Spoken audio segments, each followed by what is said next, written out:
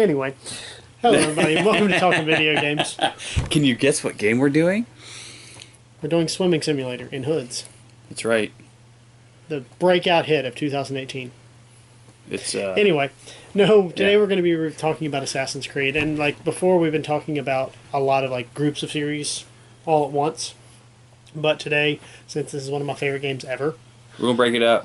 we're going to break it up into the different stories that it tells. And the first one is being the very first game, the original, one of the best games probably released on those consoles. It came out for Xbox 360 and PS3 in 2007. Was it that long ago? Yes, it was that long ago. 10 years ago. And that's actually something I want to talk about in today's episode, is why people should stop hating this game. The first one? The very first one came out in 2007. It came out when I was a freshman in college. Sorry. And you just need the shit out of the table. Hello, everyone! Anyway, but yeah, we're going to be talking about Assassin's Creed today. We're going to break it down like we always do into the triangle of Triangle. I don't have it set up in the gaming. back because this is kind of... It's also stuffed over there behind something, so we'll get it later. If you But- don't know what we're talking about, go watch the other episodes, and Yeah. you'll know what we're talking about. That's right. Problems solved, and then like, comment, subscribe, and share. As always, yeah. So, which point are we starting with? Gameplay, story, or graphics? Let's go to Graphics? graphics first, because Okay. it's going to be the shortest section to talk about. This is going to be a shorter episode than we normally do, because like I said, I want to talk about all of these eventually. Not all in a row, but eventually. Graphically, like now, it doesn't hold up, obviously. The Assassin's Creed games are products of their time. Really are. It was for 360. It did have, in terms of 360 graphics, it did compete with other games graphically. Like, for example, it didn't have PS2 graphics on the 360 like, say, Two Worlds. For 2007, it honestly pushed the system a lot. Because this was right on the brink of them coming out with the slim models. This was right before that. This was them basically seeing what they could do to break it. Yeah. And in some cases, yes, they did, because Ubisoft makes broken games, blah, blah, we know. Alright, everybody makes mistakes. Everybody can have glitches in their games, but at least they make great open-world environments. We're talking to you, Activision. Yeah, Activision. Except Spider-Man 2. That shit was on point. Spider-Man 2 was on point. Fucking amazing The game was so good. Oh my god. It was the best open-world game I've ever played. The third one was terrible. Atrocity. But back to our original point, which is Assassin's Creed. And the graphics there, Good. they were clean. I liked them. There was very little clipping. It was very clean. There were issues the every now and then, but the cityscapes were beautiful. The historical team that they have behind these games to make them graphically are epic. they're the best. They're very they good. build accurate environments in video games of real world places. They went through and they did all the history necessary when they originally started this, and areas like Jerusalem were built to scale. They were built how they were described. Is every single building in Jerusalem in Assassin's Creed 1 there? And was it there in real life? Probably not, but the major environments were.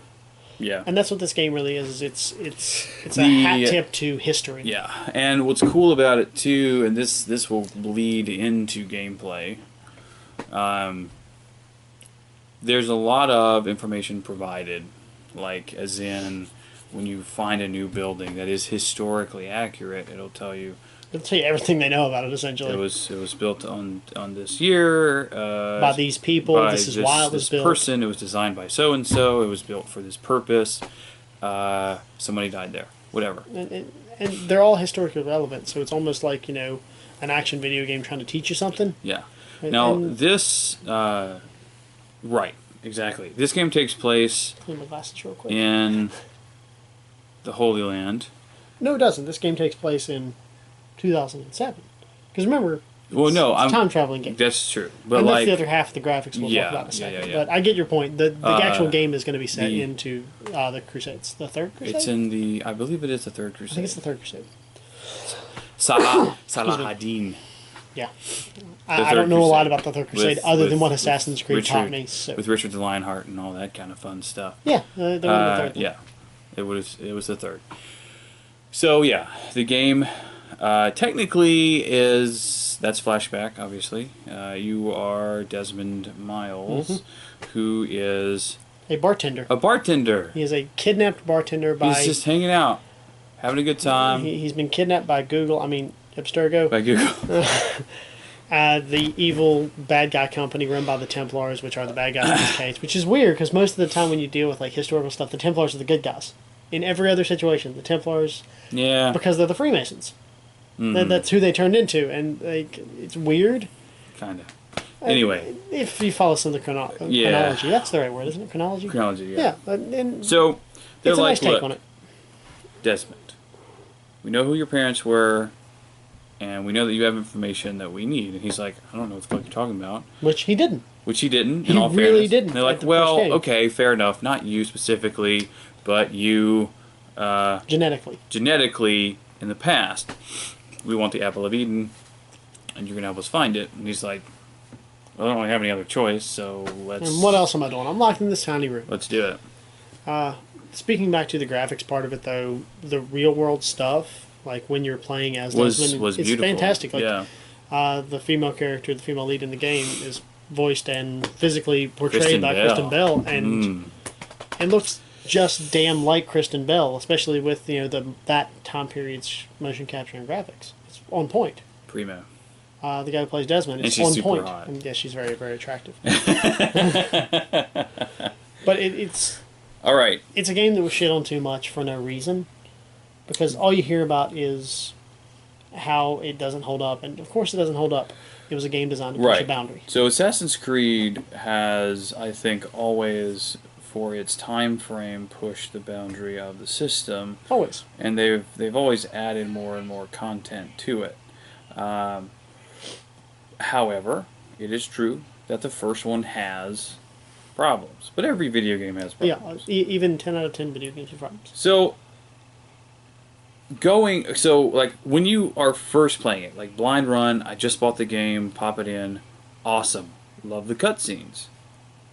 However, can't skip them. Once you beat the game and go back, like even in the save file that you're in, if you go back and replay a previous chapter, you cannot skip the cutscenes. True. And that damages the replay value. With those same cutscenes, though, they did have the glitches involved. Yes, and that was a good way to take it from an unskippable cutscene to an almost cinematic look, which is, I think, is why they couldn't. It made it more dynamic, scenes. And so you weren't statically just sitting behind your character the entire game, staring through his eyes. You could see the world through what Desmond was actually looking at, I think. Because I think Desmond wasn't looking at it only through those eyes. He was looking at it as a third-person view like we are.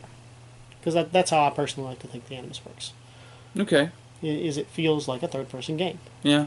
Because the movie makes up a whole other thing, which was cool, but we're not talking about the movie. I like the movie. Now, because you're in an area that is predominantly desert, well, we're not really hitting gameplay yet, I guess. Yeah, so we're not just there. Relax. We're talking about graphics still. We're talking about graphics. And the big thing for me in this game was, graphically, was the Eagle Vision. Because that bleeds into gameplay some. But the Eagle Vision thing was one of the most interesting developments in a game, because it didn't give a purpose for being able to see around walls, but it gave a better damn explanation than, you can hear really well. Yeah. Or you have this special superpower that doesn't have any reason. Like, you have a reason for having this ability. And it's genetically related to other stuff. It's genetic, and it's super damn handy. Yeah. It's nice to be able to see people when people don't like you. See, I guess... Can you imagine walking down, like, in high school, walking down the hall and just being like, they go, those guys are jackasses. They're not. I'll hang out with them. They're cool. Would have made life way easier, is all I'm saying. Indeed. All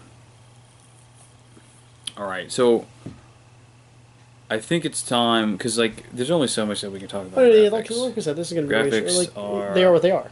And they're not going to change. They're good. Because the game came out damn near 10 years ago. Relative to its time frame, excellent. I actually very much enjoyed the graphics when it first came out. Played the shit out of that game. Oh, yeah. Let's get into... Well, we've already talked about the story. The story is actually very good. The voice acting is excellent. But the story itself, and sorry if any of you haven't played this game that's 10 years old now, spoilers. Yeah. The story is about a guy named Desmond Miles. He's kidnapped by these folks that want something called the Apple of Eden. Apple of Eden, yeah. Which is one of the many pieces of Eden. Yeah, it's one of the many pieces, but you don't find out until the second game. Yeah. they use a machine called the Animus to let you relive memories of your ancestors through genetics. Like when you feed worms to their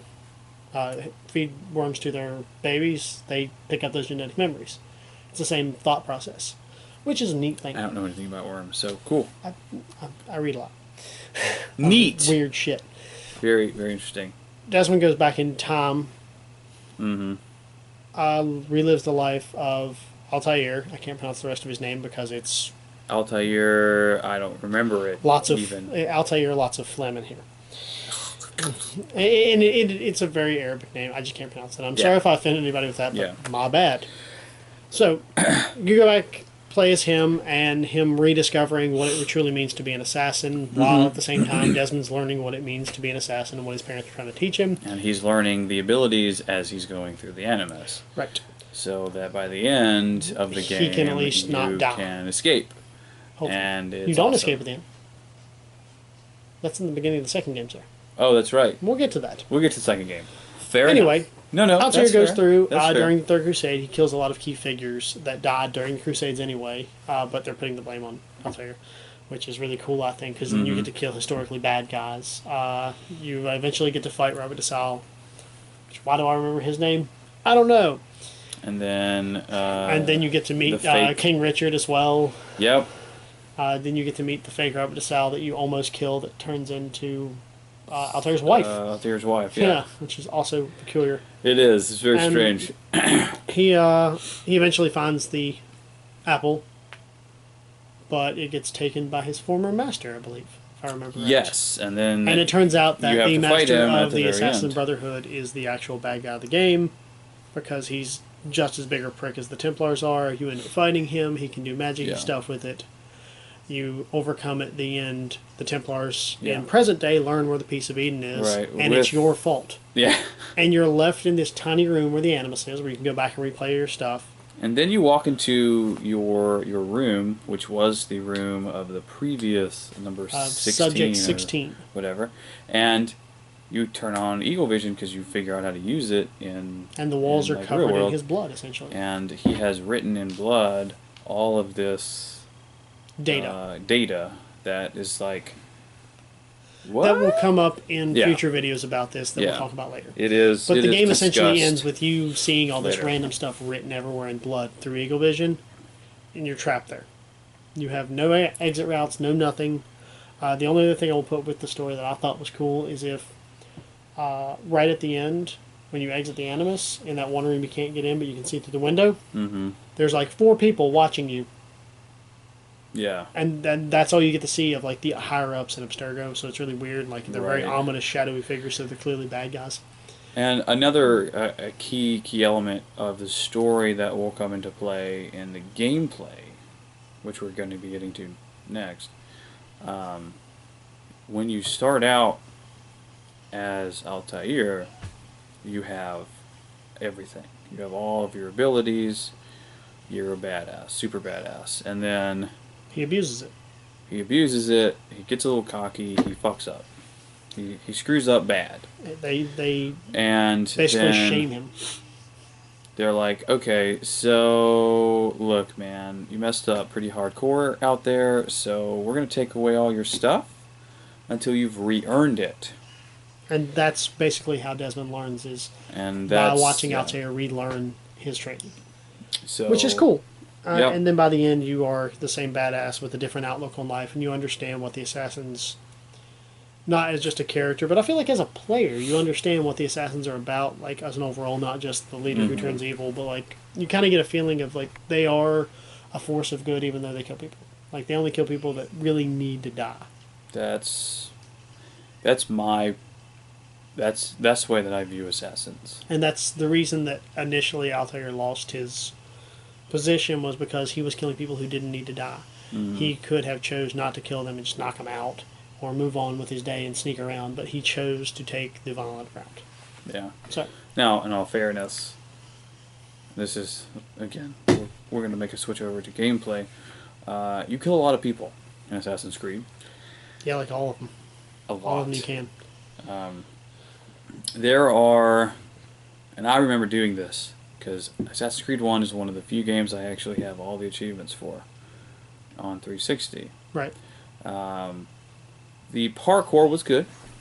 You could tell what walls were climbable and which ones were not, just because of the graphics. Right, and that helped. That helped a lot. This definitely does lead to some gameplay really well, doesn't it? You nice. would connect, or like using your parkour skills, you would collect flags. So many flags. That was probably my least favorite part of the gameplay. Was if you are a completionist, you're the kind of person who wants to beat a game 100%, get all the achievements. Yeah. It was hell. I got him. Genuine hell. I didn't, because it frustrated me. And this is legitimately one of my favorite games ever. Mm-hmm. And it still pissed me off to a point where I could not do it. Yeah. The collectibles are, I would say, like it was fun to get them, to like figure out where you had to go. Like climbing wise and all that. Like climbing wise to get to them. The problem was there were too many. Right. Because there were flags upon flags upon flags. Yeah. There were like 300 per city, and then the flags in the open world, and it was just too much. It was a lot. It ended up being like 1,200 flags or something, like a number that was way too high for the inability to get it anything that helped you find them. Yeah. Which they rectified later on, but we'll get to that in later videos. Now, as I kind of started talking about this part, and it's not a big deal in the first one because there's not a lot of water. True. But as a guy who can climb with pretty much just his hands. Fingers at most points. Fingers a lot of the times. Some bitch needs to learn how to swim. He can't swim. And that's the dumbest thing in the world. That's the dumbest thing, and it's so frustrating. And it's probably because they didn't have space to put in swimming animation. And that's okay, but damn, it's frustrating. But if that's the case, don't make it something that can really get to you. Right. Without having... I hate using an example. Did you ever play the old... Because we were talking about Spider-Man. Did you ever play the old Spider-Man, not the Amazing Spider-Man, but the Ultimate Spider-Man game where you can play as Venom 2? For SNES? No, the one for 360. You could switch back... It was PS2. It was probably PS2. But if you fell in the water... Actually, in any of the Spider-Man games, if you fell in the water, instead of it would just launch you back over the edge. Yeah. Which I think would have been acceptable. Just teleport you out to somewhere else where you wouldn't have that issue anymore. Instead of loading screen. Yeah. Now, I don't remember...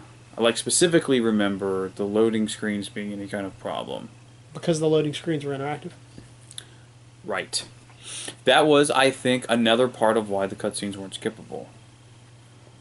Probably because they acted as loading. Because of loading screens. Which was fine. Yeah. I can get over the cutscenes because for graphics and time period wise, it was really, really nice to watch that stuff. And it was really interesting. Unless you were playing like the third time and you're like, I don't care. The combat was, for its time, fantastic. Very fluid. There's an achievement, I remember this. There's an achievement in Assassin's Creed 1 for getting a kill chain or something of, I think, 50. Yeah. 25, something like that. Damn near impossible to do. And so what you have to do in that, just so you guys know this, if you're just not playing it or whatever, in a city where there's a lot of guards, you have to continuously fight guards. So basically, because there's only so many guards per area. So you fight some guards, you get it down to where there's like 2. And then you run. And then, well, you can't really run away because then the combat ends.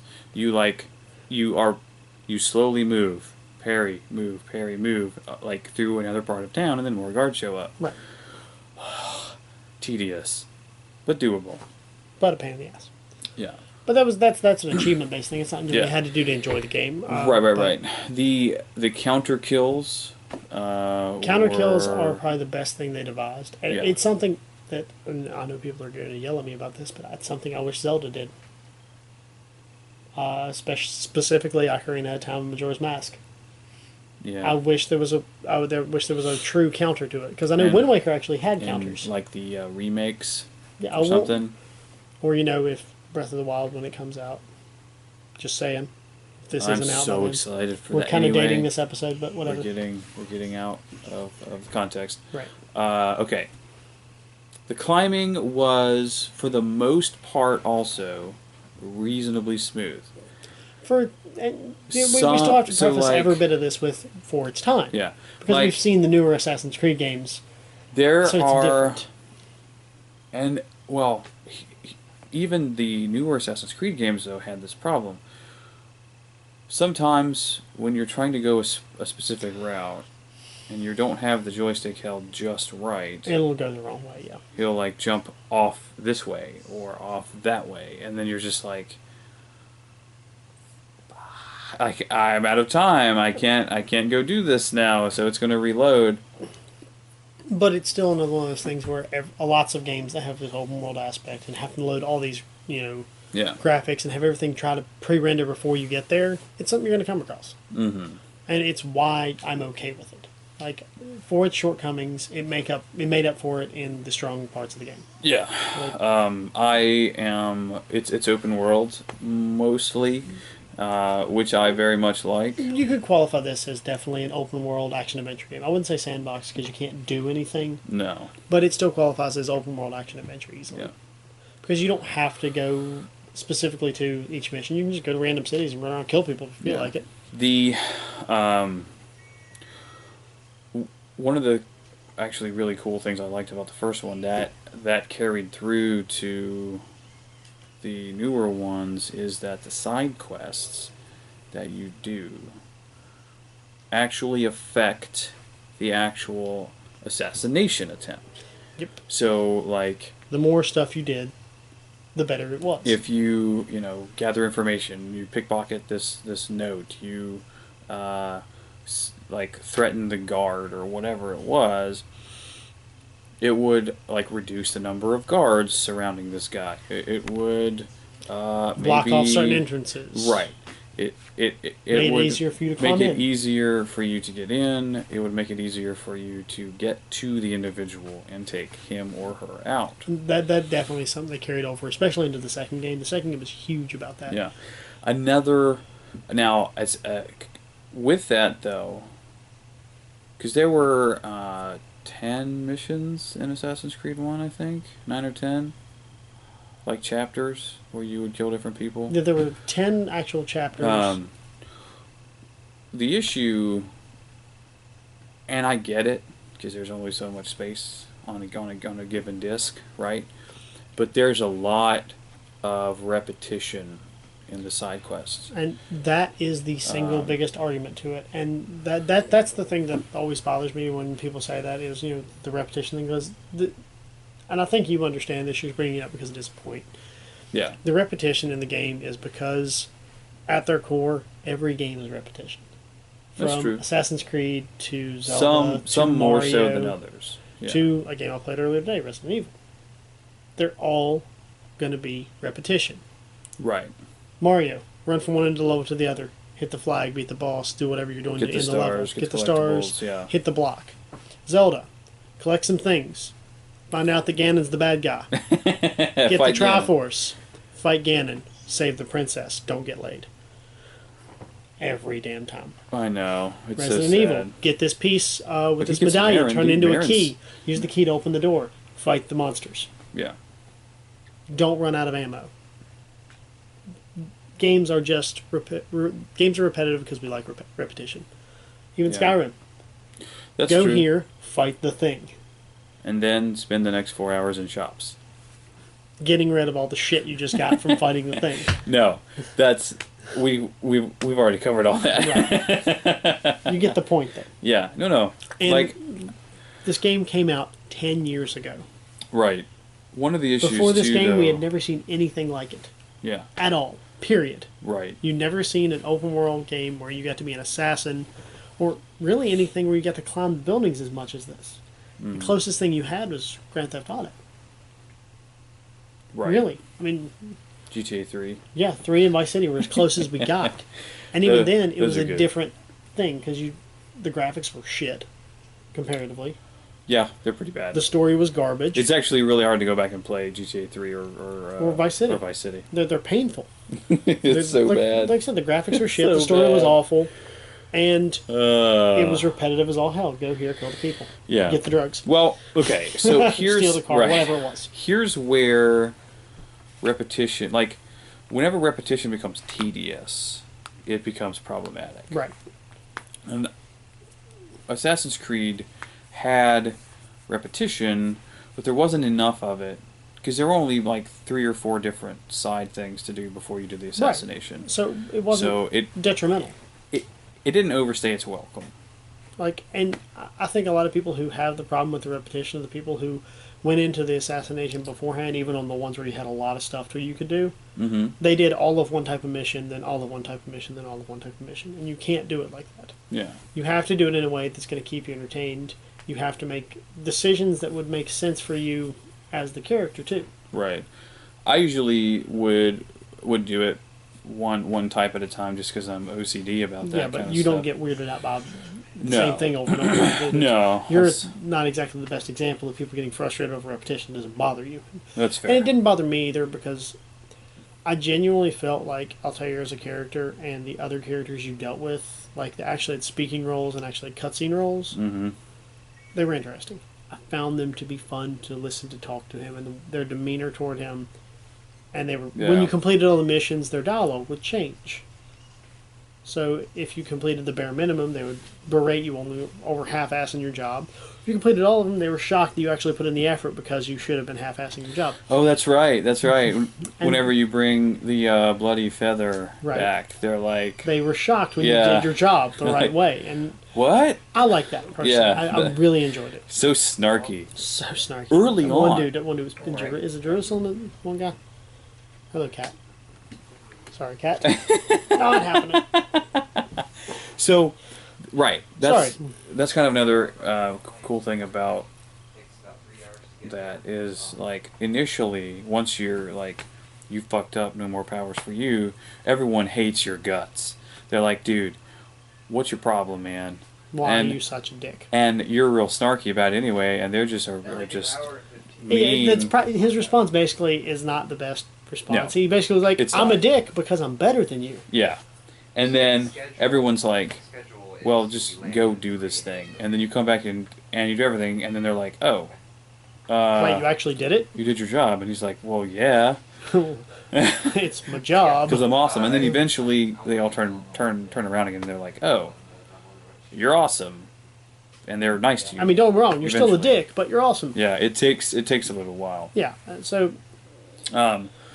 What I like, part of the fun I always found was it's glitchy. See, I never came across the glitchy stuff. The entire time I ever played those games, I never have found a glitch. I love, like, whenever you would walk through crowds, because there were a lot of crowds, especially in the bigger cities, and the way that you had to swim through them. The way you navigate that, which is why I was doing this when we first started, of course, is you do the people swim. Putting your hand on shoulders and stuff. And what's funny is, like, sometimes the game couldn't figure out in time where it wanted your hand to go. So, like, it would go like it would feel people up. See, I never came across that, but that's great. It's hilarious. It's also talking about the, like, random people. You can accidentally kill people, and it would start to desynchronize you. And the more random people you killed, the more random people you kill, because assassins aren't supposed to kill random people. Desynchronize until you beat the game. And then you can kill as many as you want. And then they don't give a shit. Then you didn't swim through crowds. You just stabbed through. Yeah, you just kill a few people, and everyone, like, runs away, and then the guards show up, and then, you know. And they give you 25 kill streak, and then you roll with your day. Now, what's important about this game is the ground setting, because it laid the biggest foundation. It is the foundation for all of the other games, which are by much better. Even just the one immediately after it, which was, what, 3 or 4 years later? I don't remember. A couple years later. It was a few years later. I don't know if it was 3 or 4 years later, but I think it was 2009-ish, yes. Okay. Anyway, they took what they had, and they improved upon it. Immensely. Every single time. I've never played an Assassin's Creed game that came out after the ones before it and thought, man, this was worse. Graphically, story-wise, anything. I always played them and thought, wow, this is fantastic. I see where they actually listened to their fans, where they didn't like certain things and where they did like other things. The ranged combat was actually really good, and like you could steal knives instead of having to buy them. Yeah, yeah. In fact, you didn't buy them. I don't There was think no you shops. did. You had to steal them from these the like shops great didn't big start ruffian dudes until the second game. one. Yeah. And that was something that they improved on again, was the ability to Oh, buy I can't ammo. wait to talk about Ezio's storyline. Well, Ezio's is going to be probably like us sitting and talking the entire time, but it's going to be like 3 parts where we have to break it up, because it takes forever to talk about Ezio. Because he just did so much. Indeed. And so many. Yeah. He's done so many people. Yeah, yeah, because he was a suave sumbitch. Yeah. He's like, hey, what up? I'm Italian. What up, random lady of history? Let's bang. And she's like, yeah, let's do Most that. of Ezio's stabbing had nothing to do with assassinations. Anyway, we digress again. That's okay. The Ezio's story actually will bring us to the end of Altair's story as well, but we'll get there when we get there. That's a bridge we'll cross way down the road from here. Later. Overall, I guess we do a ranking system, don't we? We do something out of 10. Right. So each point has 3 points, and there's a bonus point. Yeah. That we can So decide okay. if we feel like it. Graphics, I would say, for again, because it is relevant to consider it for its time, I would give it a 3 out of 3, just because it tried to break the system. It's dynamic. It has excellent, like, the faces are done well. All the motion capture is fantastic. It's very good. Yeah, they did a good job. They ate for score there. Story, I think it's the nicest take on a historical story ever in gaming. That includes any games that have actually been about history. It does. I love the fact that. Well, okay. So there's 2 points I actually love about the historical aspect of the game.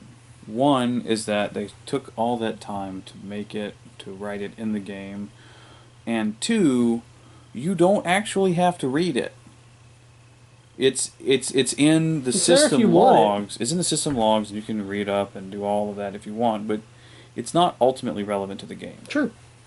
The only thing that's really relevant is your connection to it and how you act around it. But I mean, realistically speaking, it's there if you want it, and if you want that full immersive experience, it's there. But if you don't want to take the time to read it, nobody's stopping you. Go play the game. Exactly. Get back to stabbing. So yeah, story I would definitely also give a 3. Easily.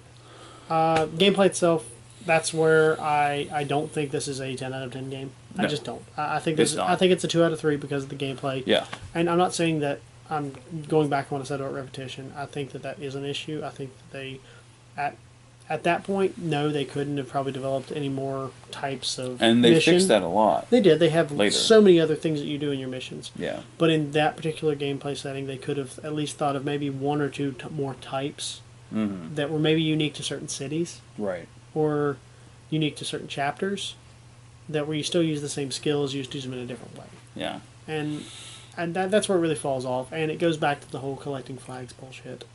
I hated it. I just hated it so much. Yeah. One thing that we it's why I didn't 100%. One thing we didn't actually touch upon yet about the gameplay, but I think that's part of what makes it a 2, as far as where it lies.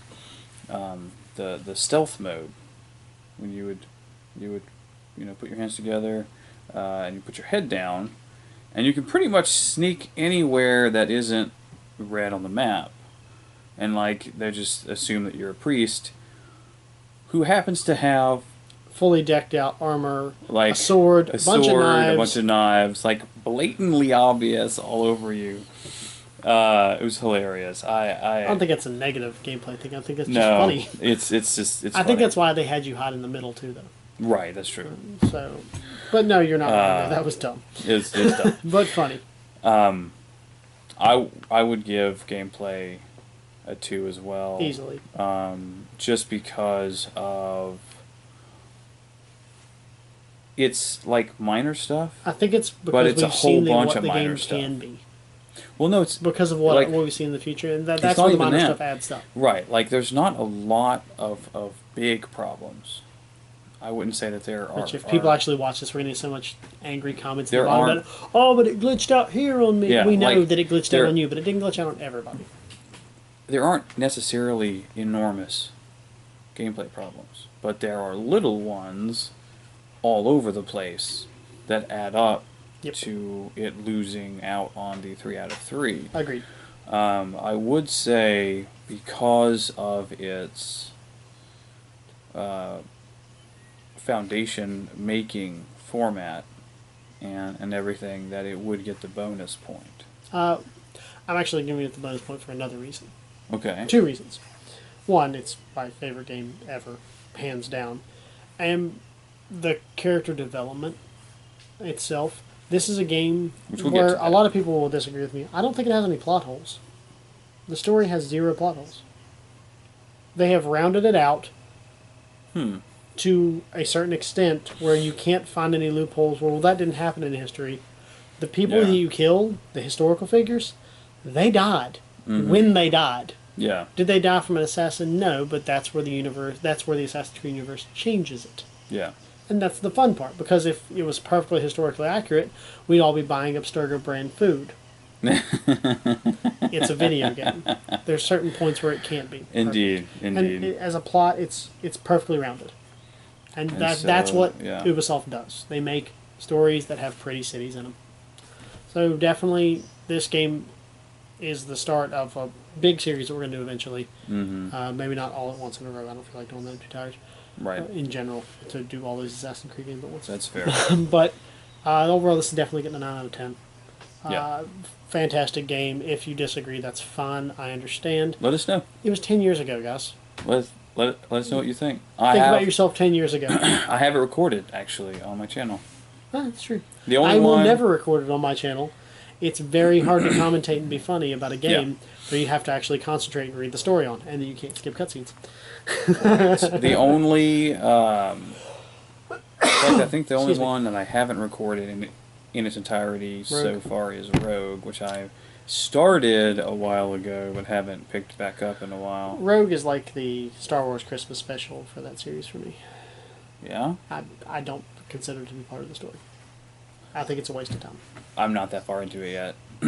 Maybe it does nothing for the series. 12 or 13 episodes. Yeah, but you get to be a pirate assassin, so that's always good. That's why they made 4. But, yeah, definitely 9 out of 10. Fantastic game. For the time period, one of the best games of that year, easily. Still one of the best games made on those systems. Easily, too. Because it definitely changed the idea of what open world could be. Right. How do we send these off? I don't remember. Play more games? Is that what it is? Oh, in that case, play more games. Yeah. Of course, we're not done? Fine. Well, as always, like, comment, and subscribe. We always appreciate when you do that. Well, yeah, of course. Subscribe to this channel, which it's going to be on Ignatius 487. Yeah. Then go up in your search bar right up there. Type in Dudes Doing Stuff, and subscribe to that channel, too, because that's the channel that me and my friend Jesse run. We're going to be, speaking of the Dudes Doing Stuff, we're going to be starting up relatively soon. I don't know, I got to talk to Jesse. A role-playing game with them. I'll be running it, as I tend to do. Right. Jesse and I are also going to be putting together with you a skit show about the idea of what if D&D happened in real life, in everyday life. My writer will ever get to work. That sounds awesome. It's probably because I don't pay him. Yeah, that's fair. That's if I could, I would. Awesome. It's not like I'm making him slave labor, but we're going to do that too. We're going to have the guys here that do the Twitch stuff with us on our D&D nights and our Walking Dudes nights. So, got a lot of stuff coming up on my channel, a lot of stuff coming up on your channel, because this is a new show on your channel. This is like, what, the 6th episode of? Maybe 7. Third. Well, we're cutting them in half. Oh, right, this one's going to be a whole one episode. No point going that way. But definitely, this is... I haven't even started editing them. Anyway, we have a lot of stuff coming up on all these channels. We want everybody to be involved in it. So let us know what you like in the comments below. Please do subscribe as always, and play more games. Play more games. Bye-bye.